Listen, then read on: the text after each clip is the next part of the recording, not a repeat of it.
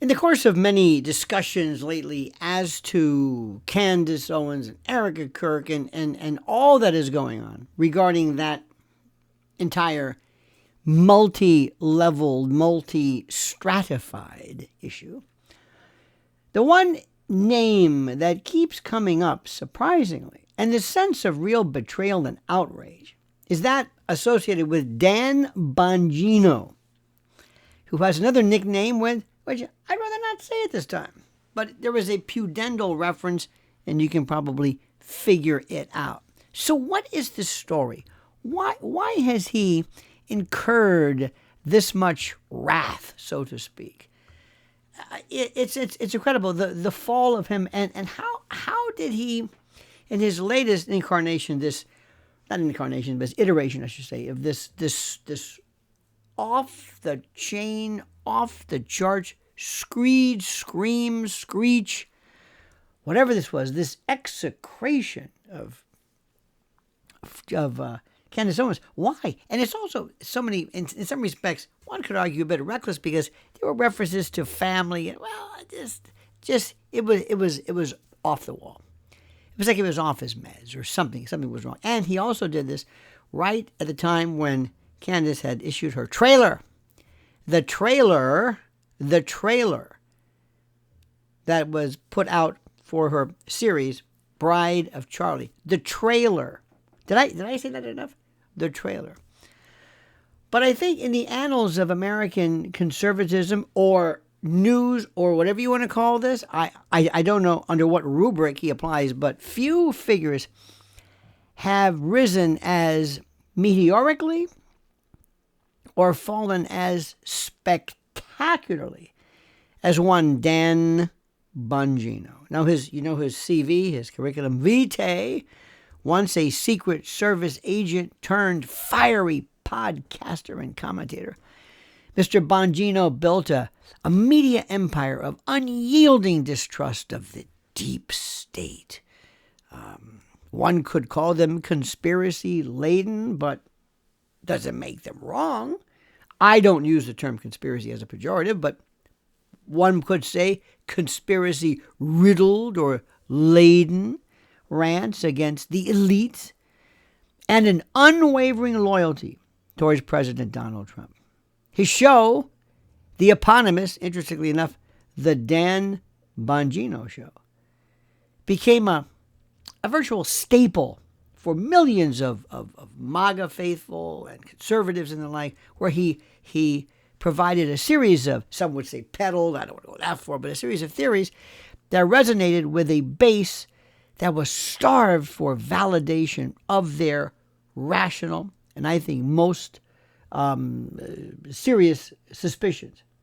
But by July 2025, as FBI Deputy Director under President Trump's second term, Dan Bongino found himself at the center of a firestorm over the Jeffrey Epstein case, a scandal, as you know, that exposed his hypocrisy, that eroded his credibility, and alienated the very supporters who once idolized him. And this indictment of sorts lays bare Mr. Bongino's reversal on Epstein, the infighting it sparked, and why he has hemorrhaged support from not just the, again, we call it the MAGA base, or the Republican base, or the conservative base, or the Trump base, or the irrational American base, which I think we're a part of, but how it transformed him from this truth-telling warrior into a symbol of establishment capitulation, two-faced hypocrisy. But to understand Bongino's downfall, one must first revisit his pre-administration persona, the Bongino pre-administration persona, the Bongino that we brought or somebody brought to the dance, whatever that analogy is.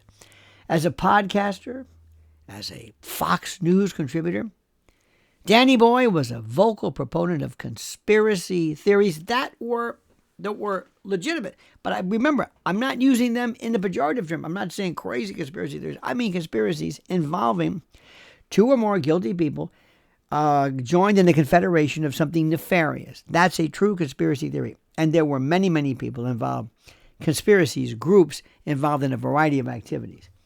And most of them surrounded Jeffrey Epstein's 2019 death in a Manhattan federal jail cell, a holding center. A holding cell. Federal. Think about this.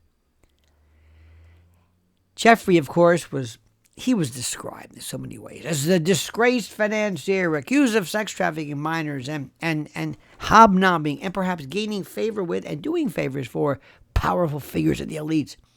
He died under what some people still think are mysterious circumstances that fueled widespread speculation. The only thing that is interesting is the circumstances regarding who, what's the YouTuber? Oh yes, who red rummed him, because it was red rum, without a doubt, 100%, 100%. This is not my opinion, based on speculation, or gee, I think that makes more sense. No. Based upon the forensics, the medical examiner's report, Dr. Michael Baden's finding regarding fractured hyoid bone and thyroid cartilage, not to mention, I've been through this a million times, a host, a myriad, a mosaic of other particular factors. There was no doubt this was, okay? Mr. Bongino didn't just kind of dip his toe into the waters to see how things were. He dove in head first. And he repeatedly questioned the official self-harm ruling. And he was also implying foul play to protect elite, what's that other word? Oh, yes, PDF files. Can you believe we're having to talk like this? But anyway, you know what I'm talking about. Pretty good, huh? That's the damage. Yeah, Dan, you go, man. Yeah, that's about it. And for instance, in interviews and on his show, Danny echoed the meme that Epstein didn't self-harm himself, suggesting a substantial cover-up involving shadowy forces and shadow government and deep state. He promised transparency. And he vowed that under a Trump administration, the truth would emerge victorious, including the fabled client list of high-priced associates who allegedly benefited from Epstein's network. He made it abundantly clear, you want transparency? I'm the guy. And this rhetoric wasn't mere entertainment. It was Bongino's brand. It was who he was. He positioned himself as an anti-establishment crusader. That's what he was. Railing against the FBI and DOJ as corrupt institutions that, in effect, were shielding the powerful and the criminal. And his audience lapped it up. Oh, God. They viewed him as one of the few voices, the brave voices, brave enough to challenge the narrative. And when Trump won the 2024 election and appointed Bongino as FBI Deputy Director alongside Director Kash Patel, another individual who believed in, not irrational, but the idea that there were certainly a lot of evil conspiracies and conspirators involved in this horrible situation. It seemed like a dream team. Like a dream come true, not only for MAGA or conservatives, but people who believe in the truth. And you thought that too. I did. Wasn't it great? Yes. And good for you, President Trump. Good for you to have the guts and the temerity and the wherewithal and the stones to pick people who have evinced and stated unequivocally that were they to be elected, or appointed, I should say, whatever they felt before would maintain their poll star, their credo. I mean, here was their guy, Danny Boy, infiltrating the deep state to expose its secrets. Oh, my God. Attorney General Pam Bondi, another Trump loyalist, amplified speculations by teasing on Fox News that Epstein's client list was, here we go, I'm doing a lot of these, sitting on my desk right now. Remember that? What does that mean? I don't know. It's a list? A list of what? I don't know, but it's sitting on her desk. I hope nobody steals it. Oh, that's an expression. Okay, but that's good news, right? Yeah. So you got Patel, you got Bongino, you got Bondi. It's terrific. And the base buzzed with anticipation. Oh, my God. Finally, vindication for years of these theories and these accusations that went nowhere. But reality, oh, here we go. Reality crashed down in May of 2025 when Bongino and Patel appeared on Fox News, I believe, to debunk the very theories, the very accusations, the very, here we go again, conspiracies, as they call them, that they once promoted, believed, and espoused, and that you and I maintain today. In a joint interview with Maria Bartiromo, Danny Boy declared, quote, "I have seen the whole file. He himself." Wait a minute. What? Wait. What? Who's this? Is he like a Jim Carrey? We're wondering, what happened to Jim Carrey? Who is Jim Carrey? We always hear about people, changing their personality or being kidnapped or possibly being removed someplace else. Him? And then Patel, of course, in an eye-bulging moment of I don't know what it is. He just duplicity. He concurred, affirming the self-harm ruling and dismissing red rum as baseless. Remember how you felt? It's like, oh no. Oh no. Talk about duplicity. Talk about going back on your word. Talking about abnegating the responsibility that you said you would hold true to, not just to the FBI, but to citizens. And you said this before. You said this as a citizen. You took the people. You said, I want you to understand, I'm with you. I'm who you are. I'm on your side. I'm the guy you want. I know what you're looking for. And I believe in the same thing. And we're going to get to the bottom of this. And we're going to plumb the depths of this corruption. And we're going to find out who's doing what and who's responsible. That's what he said. That's what he promised. Never happened. And the FBI released surveillance footage purportedly showing no one entered Mr. Epstein's cell, though a mysterious missing minute in the video only fueled more skepticism. It's like what was it, Rosemary Woods, I think, the missing tape from the Watergate days, the Nixon's tape. Oh, sorry about that. Oh, is that missing? I'll be so, wow. Because they don't care.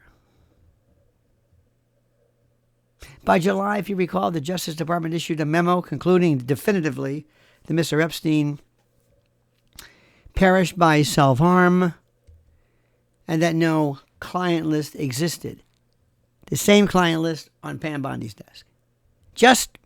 There were just transactional records without the bombshell revelations promised. Remember that? Do you remember that? This pivot was nothing short of a betrayal. Bongino, who had built his career on distrusting official narratives, now parroted them from inside the system. The hypocrisy was glaring.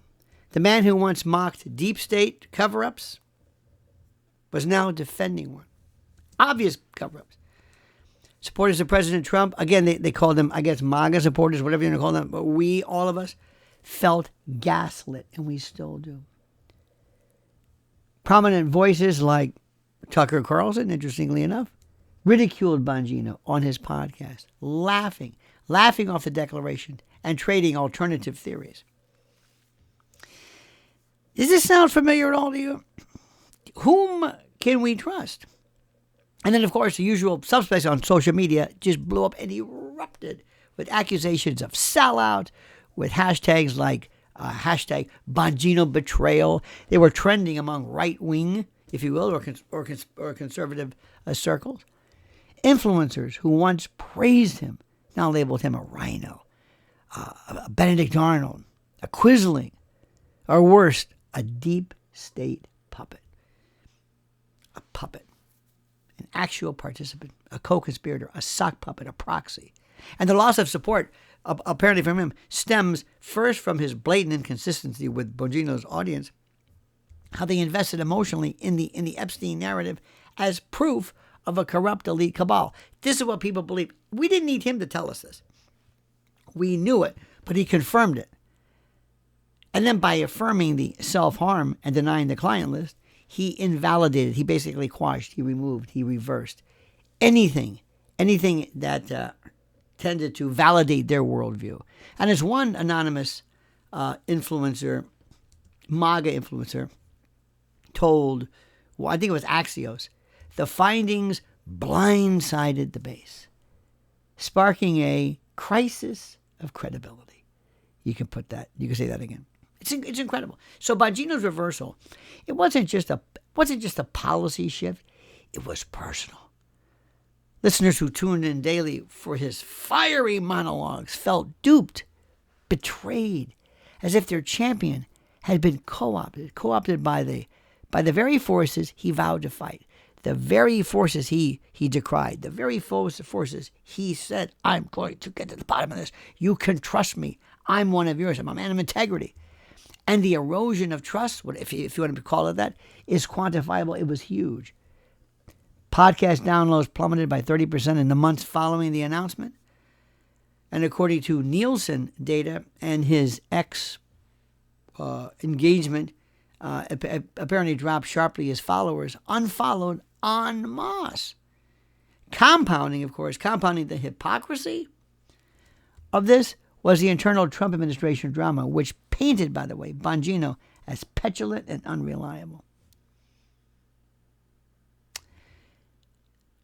It was like yesterday.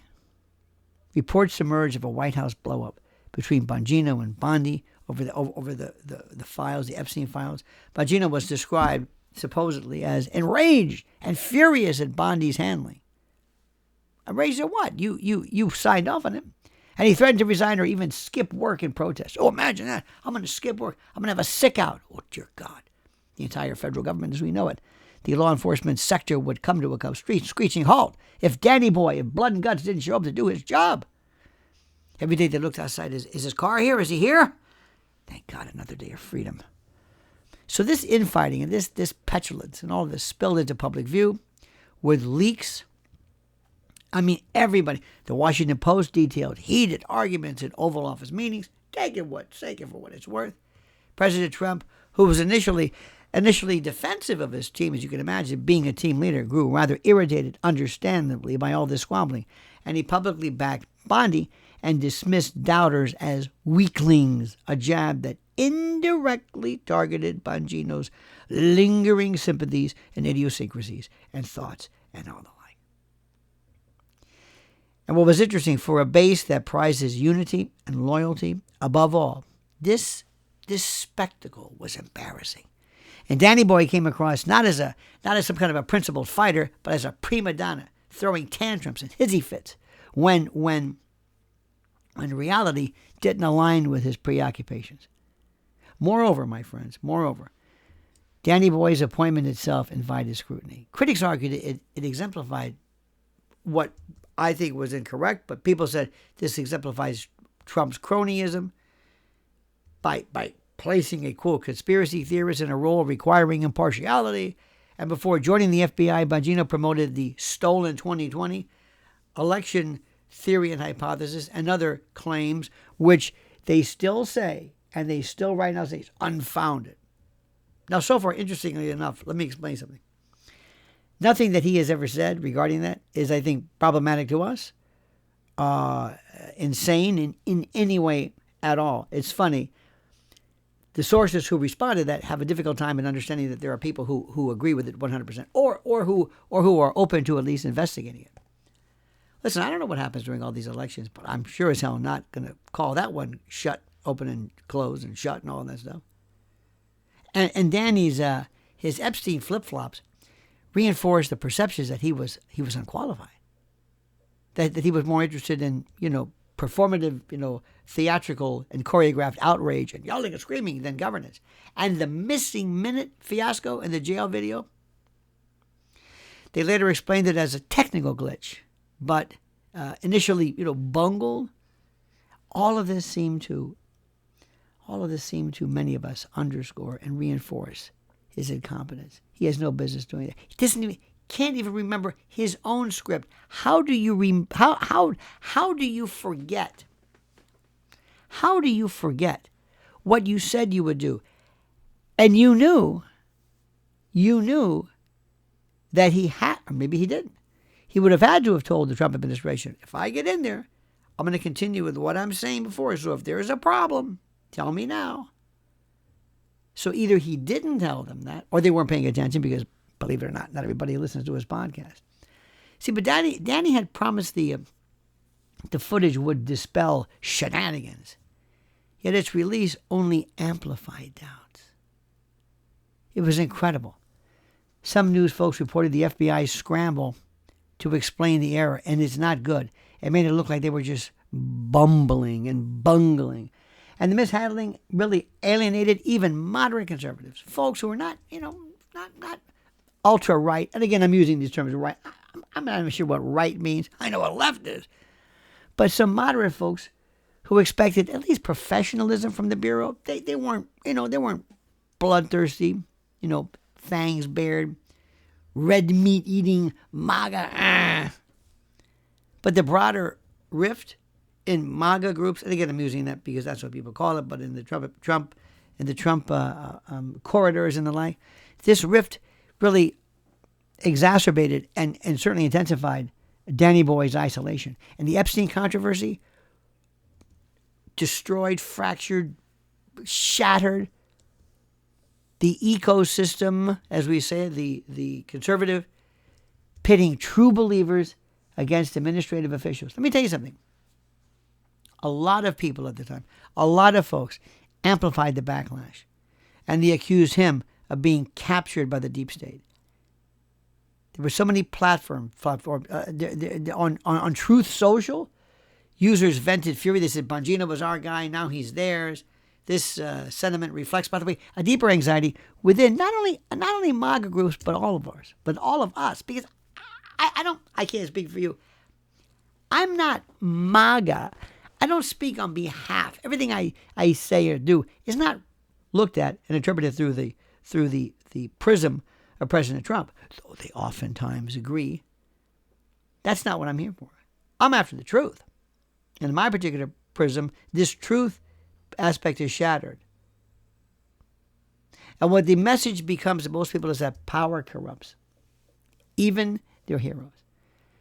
So Danny Boy's fall mirrors others, like Mike Pence, who lost favor big time for his perceived portrayals. But unlike Mike Pence, unlike his, Danny Boy's hypocrisy was self-inflicted. And it was based and rooted in his own contradictory statements, his own hypocrisy.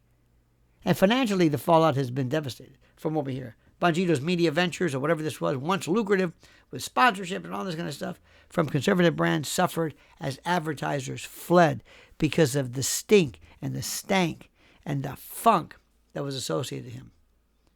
And these people fled amid the controversy. In fact, his book sales stalled, speaking gigs dried up, as event organizers feared backlash from attendees who were the very audiences that the speaking groups tried to focus on and attract.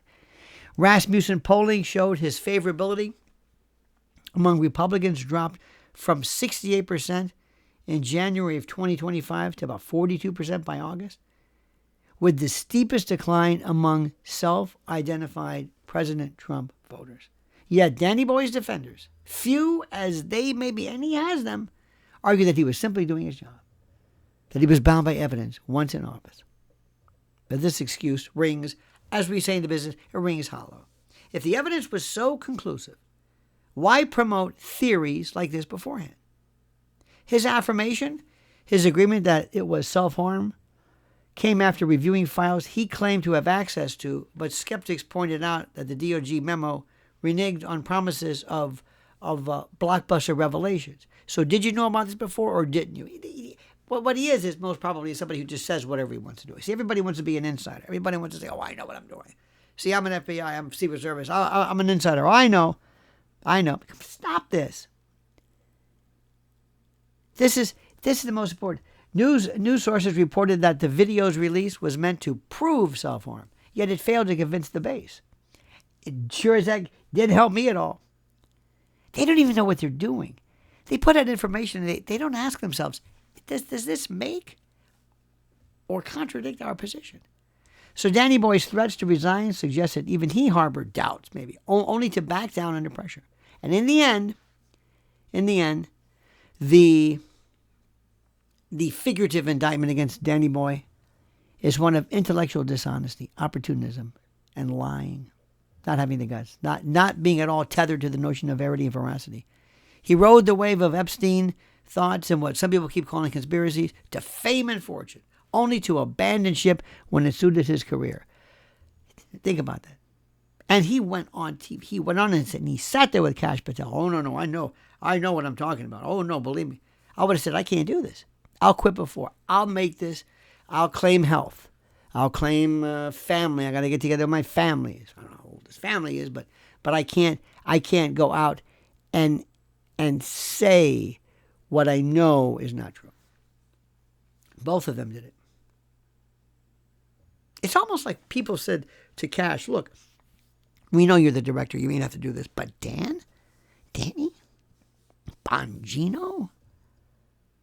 This cost him the base, the trust. And by the way, I'm telling you, there's a group of people right now, and a group of people who represent a contingent of folks who are very much in favor of and support Candace Owens greatly, and who view what he's done to be absolutely just despicable. Despicable beyond anything anybody's seen. And they're not necessarily Republicans or conservatives. This is even bigger. This is, when you violate trust, this is a currency more valuable than any government title. And as of March of 2026 now, rumors are swirling of what his next move is. When he stepped down, it was unbelievable. And what I'm hearing more than anything else, what I keep hearing in terms of comments, your thoughts, what people are saying to me repeatedly is that they can't believe it. What is going on here? What is going on? It's almost as you talk to a lot of people. You do, before you even take positions like this. And one of the things that you would have probably said to somebody is that, listen, I want you to understand something. I want President Trump to understand something. This is what I believe in. This is what I've been saying, and this is what I think. And what I've been saying and thinking and believing up till now is that the self-harm theory I disagree with. And I can't go out and I can't abide that. I can't. So I'm telling you right now, this is what I'm going to do. So is this going to be a problem? Because if it is, I got to quit now. I can't change my mind. That's what most people would have said. Most people would have said, I can't do this. But apparently he thought nothing of just saying, well, no. Sometimes people, and I think you realize this, sometimes people, as in the case of Erica Kirk, they believe that they can say whatever they want. And they believe that either you're too stupid or that their respect and the love that you have for them is so great. So that they just don't worry about this. They don't worry. They're not concerned with any of this. None of this. It's of no concern to any of them. Because they are so loved. They are so monumentally loved. They are so loved. They're so powerful and sexy and handsome and strong and great and smart that your commitment to them remains unerring, continuous. Your belief in them it never falters. They think that they are so good. They believe their own storyline. They believe their own schmaltz, their own con. They believe that you, along with others, will love them to such an extent and with such a fervor and such a fervid commitment and loyalty that nothing can change your mind. Nothing will back you up. But they're wrong. Let me tell you something. And I'm going to leave you right now with this. What the Erica Kirk and Candace Owens situation has inspired is the coming together of people who do not necessarily share maybe the same political ideology, maybe not even that interested politically, but this interest means something out of a tremendous respect for Candace and a tremendous love and respect for the memory and the accomplishments of Charlie, and a deep and incredible distrust of this Erica. So there you have it. Again, I still the Dan Bongino reaction is still unbelievable. And everybody across the board, liberal, conservative, all the news media, everybody realizes that what he has committed was in essence perfidy, treachery. He's acquiescing. He turned his back. He didn't have to do this. This is an own goal, an unforced error. What do you think, my friend? What sayeth you, dear friend? I'd love to hear it. Do me a great and a glorious and a tremendous favor by liking this video. Please subscribe.